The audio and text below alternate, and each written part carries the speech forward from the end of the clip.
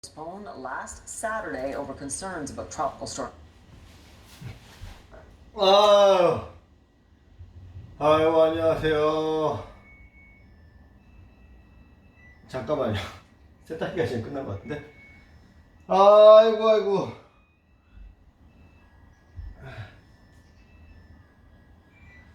오늘은 9월 27일인가요? 26일? 9월 26일 월요일이에요. 오늘까지 쉬는 날입니다.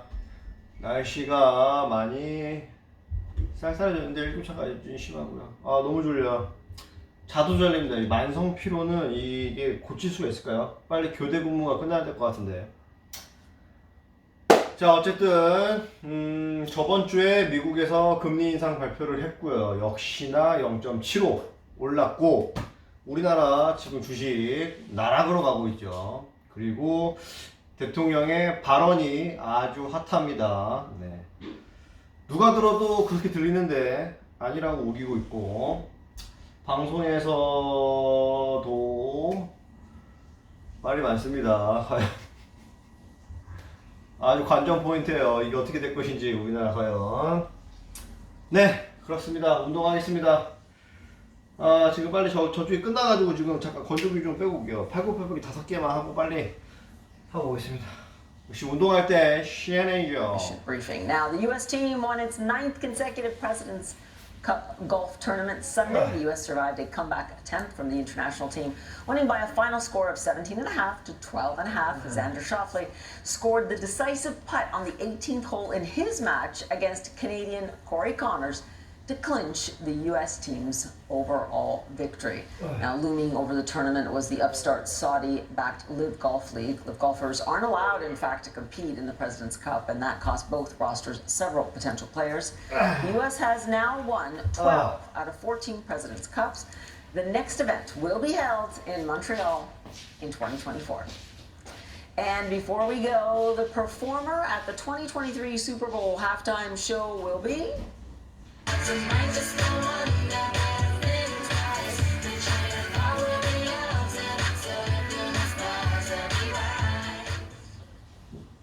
Rihanna confirmed the NFL's announcement with this simple tweet showing her hand holding a football. Not so subtle, huh? All right, I want to thank you for your company. I'm Paula Newton. Have a great day. CNN Newsroom continues with Christina McFarland.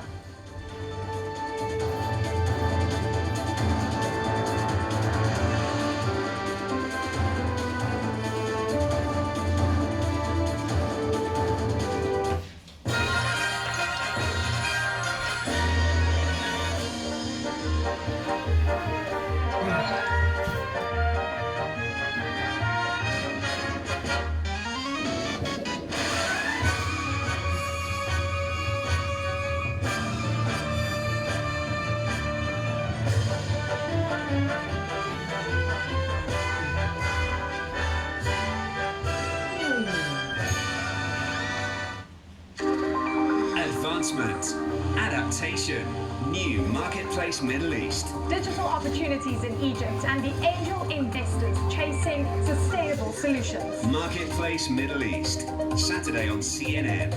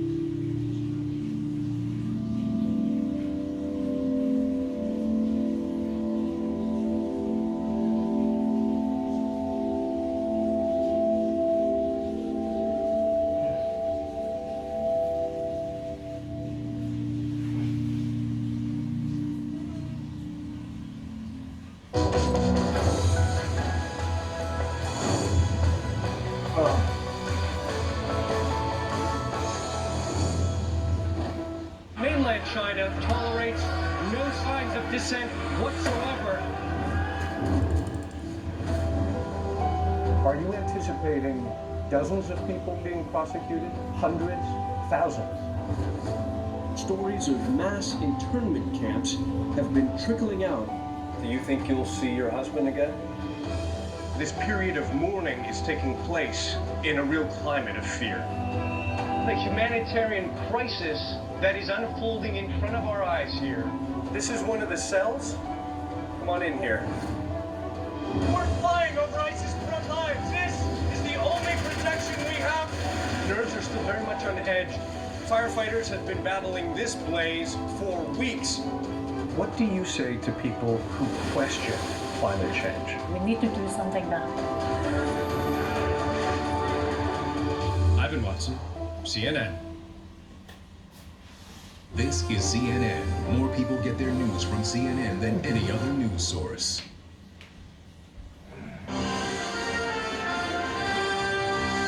Hello and a warm welcome to our viewers joining us in the United States and all around the world. I'm Christina McFarlane in for Max Foster here in London, just ahead. We're continuing to monitor Tropical Storm Ian. That will become a hurricane very soon. The entire state of Florida is going to feel this. We will indeed see that rapid intensification over the next couple of days. Please listen to your local officials and take those evacuation orders seriously.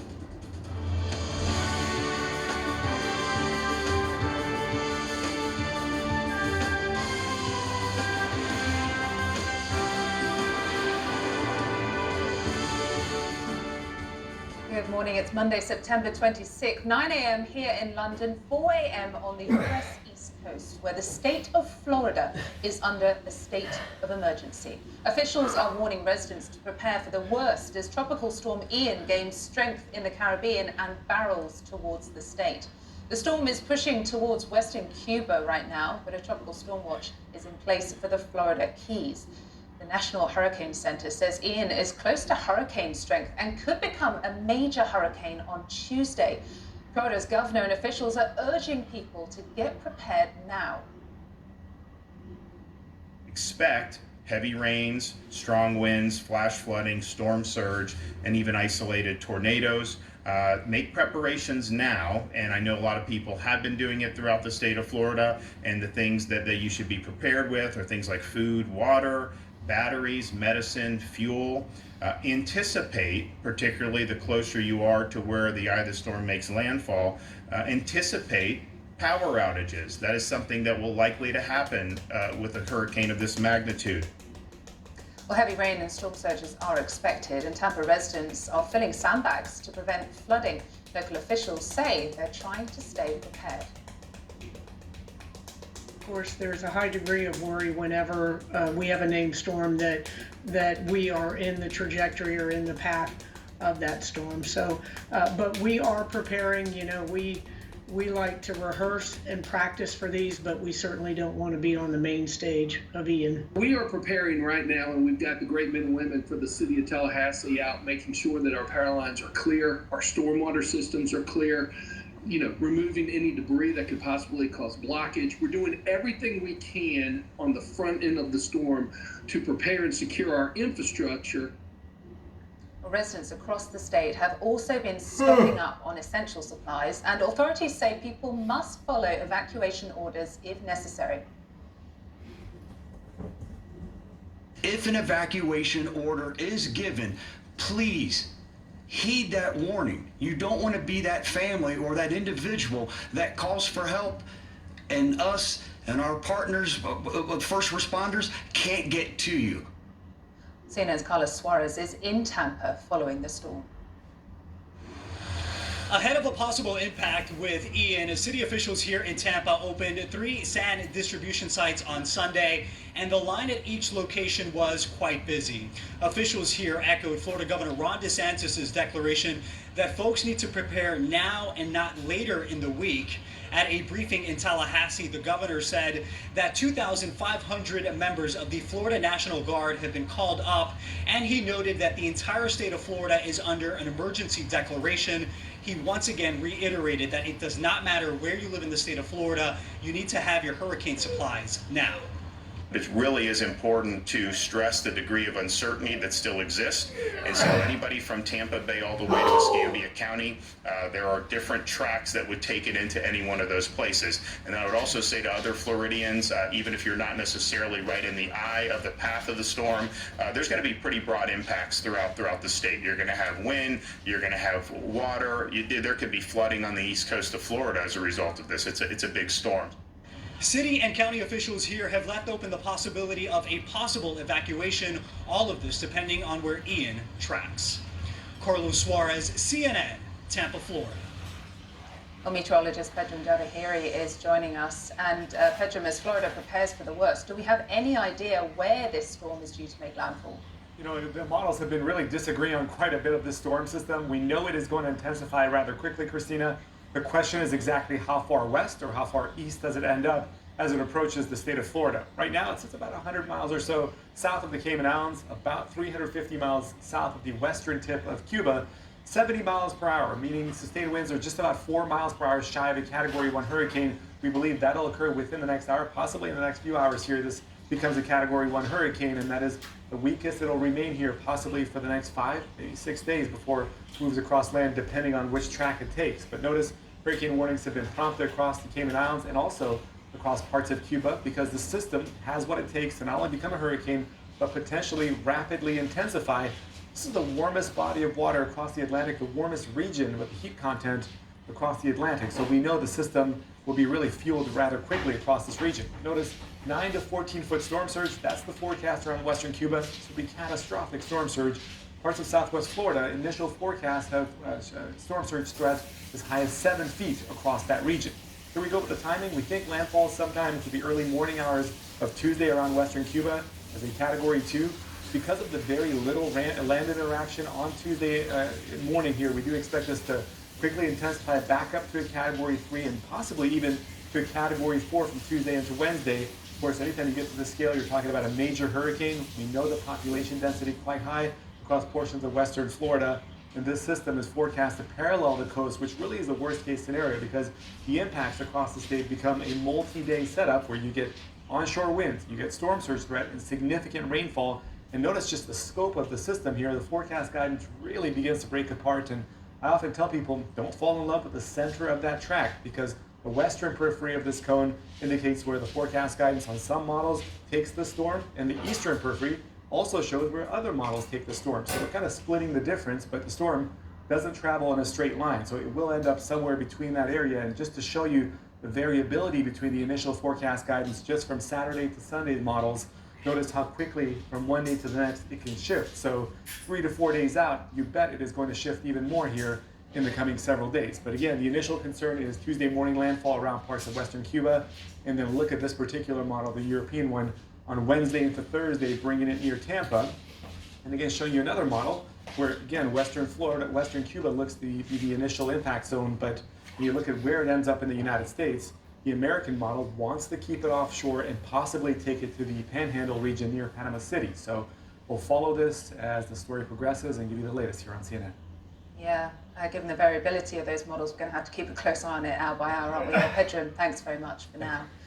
And as Pedram was mentioning there, of course, hurricane warnings have been issued for western Cuba as well. CNN's Patrick Altman has more in the capital, Havana. Cuban officials have warned residents in the western portion of this island to remain on alert as Ian approaches Cuba. Certainly in the low-lying areas that are close to the water, most likely people will have to be evacuated from those areas. West of Havana, it is mostly agricultural areas, and what we've heard throughout the day on Sunday is that people are readying their farms, are taking their livestock to areas that'll be safe for them, are trying to collect crops. There's a lot of tobacco grown in this area because they know that when the heavy winds and rain come in, that is when they could lose their crops. So they've been warned to get ready in advance of this powerful storm's arrival. Up until now, though, the Cuban government has not really given specific instructions to people. They're watching where this storm goes, if it will stay offshore or if it will make landfall in Cuban territory. Certainly, if it comes to Cuba as a major hurricane, a Category 3 or above, it could cause quite a bit of damage here. People have been hoping they would get through this hurricane season in Cuba without a hurricane striking the island. That does not appear to be the case, though, and Cubans are very concerned because already the Cuban economy has taken so many hits throughout the last year or so with the result of the pandemic, essentially ending for more than a year all tourism to this island, the impact of U.S. sanctions, bad economic decisions made by the Cuban government. So this storm, if it hits parts of the island where food is grown, where tobacco is grown, it will only damage the economy all that much further. So Cubans are simply wondering if the impacts of the storm will be too much for them to bear. Patrick Ottman, CNN, Havana. Well, meantime, recovery continues for those hit by Hurricane Fiona. More than 50% of Puerto Rico now has electricity, nearly a week after Fiona slammed into the island. The storm's initial hit knocked out the island's entire power grid. And despite weakening to a post-tropical cyclone in Canada, Fiona hit the region with strong winds destroying homes. At least one death from the storm has been reported in Canada. Now, the Philippines is reeling after being slammed by a super typhoon on Sunday. Noru has since been downgraded to a regular typhoon. It's caused catastrophic flooding across the country, destroying homes and making cleanup hard for residents. We'll stay with CNN for more on the typhoon Noru in later to come this hour, including where the storm is heading next.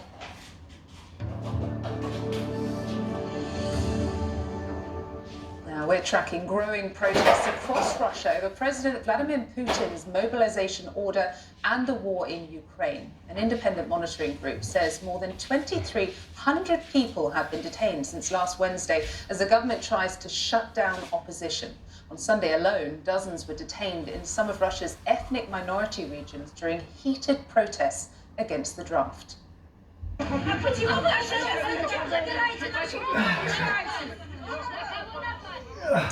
This video shows women arguing with police in the capital of Dagestan, a predominantly Muslim region about 1,000 miles from Moscow. And that wasn't the only confrontation. This video shows officers aggressively pushing back a crowd of protesters. We also saw a large anti-draft rally in the far eastern Sakha Republic, another ethnic minority region more than 3,000 miles from Moscow. Authorities there have acknowledged some residents have been enlisted by mistake to evade conscription. Many Russians are trying to flee the country. These pictures are from the border with Georgia. You can see hundreds of cars there waiting to line up to get out of Russia. And some men spoke about the challenges they face getting through the last major Russian city before the border. We've paid $1,200 to be escorted to the point which is 3 kilometers before the Russian checkpoint on the Russia-Georgia border. Because if you just honestly wait in line, leaving Russia could take at least 72 hours. Paying our fee, we made it in 30 hours. Our president, having declared war to an adjacent state, having illegitimately annexed part of their territory, is now trying to drag the population into the fratricidal war. A Ukrainian official says a predominantly Muslim ethnic group is also fleeing Russian-held Crimea to avoid the draft. According to Ukraine's presidential representative to the peninsula, the Crimean Tatars have been disproportionately targeted by Russia's conscription. And now she says thousands of Tatar men and their families are seeking safety in Uzbekistan and Kazakhstan. Here's how Ukraine's president reacted. Злочинна мобілізація використовується Росією. The criminal mobilization is being used by Russia not only to extend the suffering of people in Ukraine and to further destabilize the world, but also to physically eliminate indigenous men living in territories controlled for now, temporarily, by the Russian Federation. America's national security advisor says Russia's desperate measures this week suggest the war isn't going as Vladimir Putin had hoped. Here's what he told NBC News.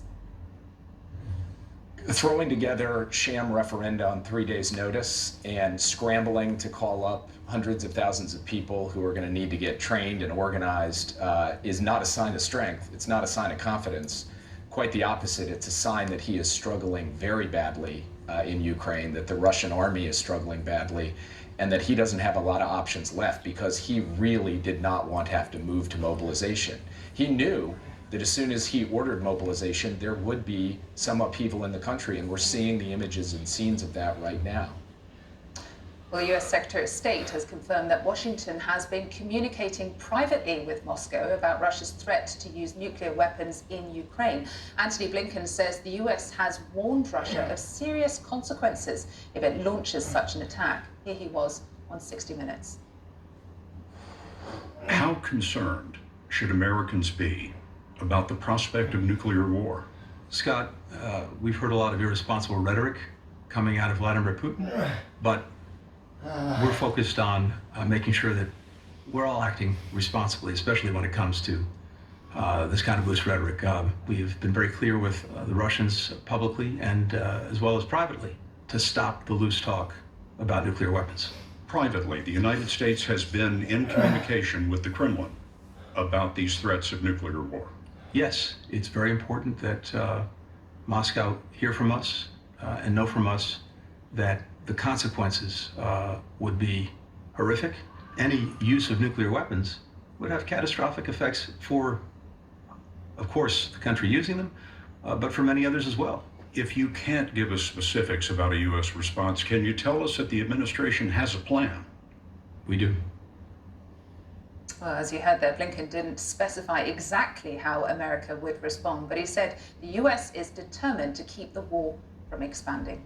All right, still to come on CNN, the January 6th committee holds a public hearing this week. It's first since July, and newly released evidence will be revealed.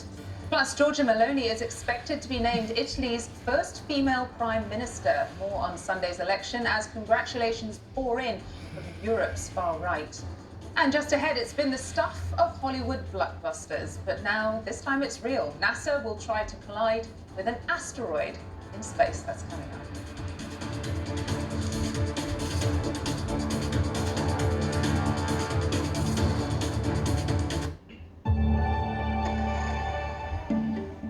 Stretch is a mobile case-picking robot that can move around the warehouse.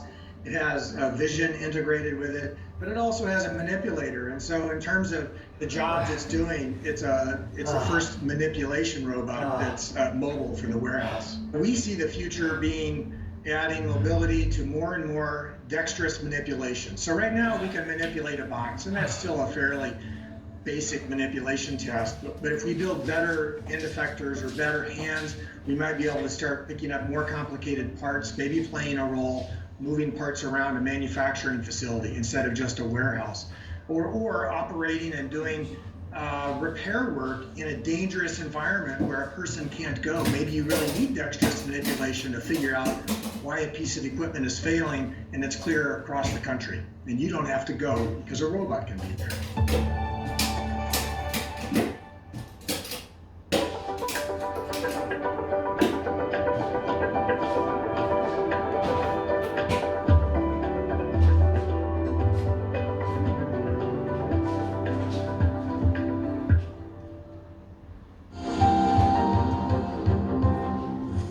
You may be familiar with Uber or Lyft, but if you've ever spent time in Southeast Asia, chances are you've come across Grab. Based out of Singapore, the 10-year-old company is one of the dominant super apps in Southeast Asia. Now, the company has also unveiled new technology. Grab Maps, software specifically built to navigate the small back streets of Southeast Asia. It won't be used by consumers, instead designed for use by its own drivers in a bid to make pickups and deliveries more efficient. Oftentimes alleyways that were not mapped by other platforms because cars can't drive through them. We're able to effectively route our driver partners that are most effective for the marketplace using our very unique mapping capabilities. Ultimately, we see our role as playing a part in being at the forefront of that change.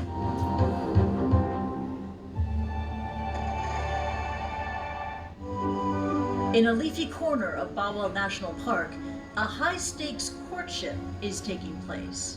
The future of this critically endangered species in Bangladesh depends on it. The Asian giant tortoise was thought to be extinct in the country until 10 years ago, when a few were discovered in the wild. And now, conservation biologist Shawer Cesar Rahman is on a mission to bring them back. We realize if we want to prevent extinction of the species from Bangladesh, we must take drastic efforts. Rahman runs a conservation and breeding center for 4 critically endangered species of turtle and tortoise. The captive bred critically endangered Asian giant tortoises, which are bred here in our center for the first time in Bangladesh. We'll be releasing these individuals back in the wild. Working with the indigenous Moro community, he and his team train former hunters as parabiologists, or citizen scientists that collect data and monitor species to help protect local wildlife. We are empowering them to be the guardian of the ecosystem. I do believe there are reasons to be optimistic, and it all depends on us and the future generation to make that decision and to take action.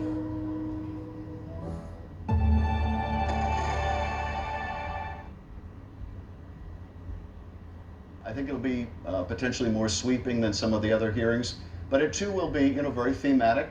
It will tell a story about a key element of Donald Trump's plot to overturn the election, and the public will certainly learn things it hasn't seen before, but it will also understand information it already has in a different context by seeing how it relates to other elements of this plot. That's Adam Schiff on what the American people can expect when the January 6th committee holds its next public hearing on Wednesday. He also told CNN if the committee makes a criminal referral for former President Donald Trump, then it should be made unanimously. There are still some holes in the investigation that need to be sorted out before the committee wraps up its work. Well, it's not complete because there have been efforts to undermine the investigation, obviously. But I think that on the Secret Service record side, we've gotten some Teams communications and some other electronic communications that help us to complete our understanding of what was taking place on January the 6th. In this investigation, I've learned to say never say never. I wouldn't say definitively there's not going to be another hearing.